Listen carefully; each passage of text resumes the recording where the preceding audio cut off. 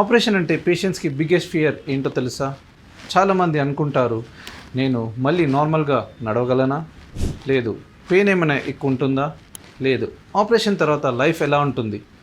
కొంతమంది అయితే ఆపరేషన్ సేఫేనా అని భయం కూడా ఉంటుంది. నేను డాక్టర్గా చెప్పేది ఒకటే మీకు, ఇప్పుడు టెక్నాలజీ చాలా అడ్వాన్స్ అయ్యింది. దాంతోపాటు ప్రొసీజర్ సేఫ్గా ప్రిసైజ్గా చేస్తున్నాము. Pain control and recovery speed కూడా చాలా ఇంప్రూవ్ అయింది.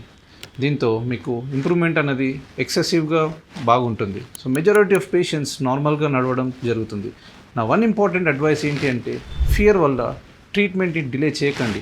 ఎర్లీగా కన్సల్ట్ చేస్తే మనం సింపుల్ ట్రీట్మెంట్తో కూడా ప్రాబ్లమ్ని సాల్వ్ అయ్యే ఛాన్సెస్ చాలా ఎక్కువ ఉంటాయి.